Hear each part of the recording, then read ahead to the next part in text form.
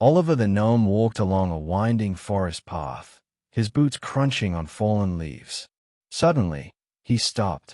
Tiny, muddy footprints led toward his garden. His pointed hat tilted in curiosity as he followed the trail. Behind a mushroom, two mice with beady eyes and twitching whiskers peeked out.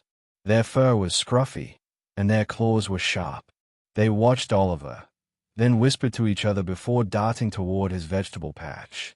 Oliver gasped. His precious carrots and tomatoes were half-eaten. Teeth marks covered the vegetables. He clenched his fists. Someone had invaded his home. Oliver gathered twine and acorns. He built a clever trap near the vegetable patch, hiding it under leaves. Then, he waited behind a tree, holding his breath. Squeak and Nibble couldn't resist. They tiptoed toward the vegetables. Snap! The trap swung up, catching Squeak by the tail. Nibble squealed and ran.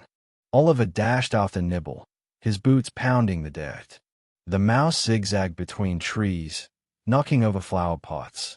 Oliver leaped over a log, barely keeping up. Nibble vanished into a hole under an old stump. Oliver knelt, peering inside. The stump was hollow, filled with stolen food, shiny buttons, and a tiny hammock. Oliver frowned. The mice weren't just thieves. They were hungry. He remembered the cold winter coming. Maybe they needed help. Oliver left a basket of fresh carrots and berries by the stump. He stepped back, waiting. Slowly, two tiny noses poked out. Squeak and Nibble nibbled gratefully. Oliver sat cross-legged, watching. Then, the mice did something surprising. They pushed a shiny blue button toward him as a gift. The next morning, Oliver and the mice worked side by side. They planted new seeds and fixed the chewed vegetables.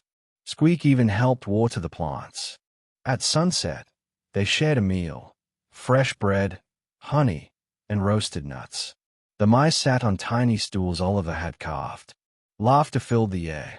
Oliver built them a proper little house near his, with a leaf roof and acorn doorknob. No more stealing. Now they had their own place.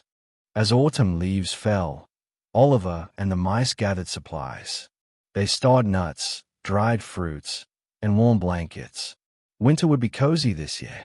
Snowflakes drifted down as Oliver, Squeak, and Nibble sat by the fireplace. They sipped warm cider, safe and content. The bad mice weren't so bad after all.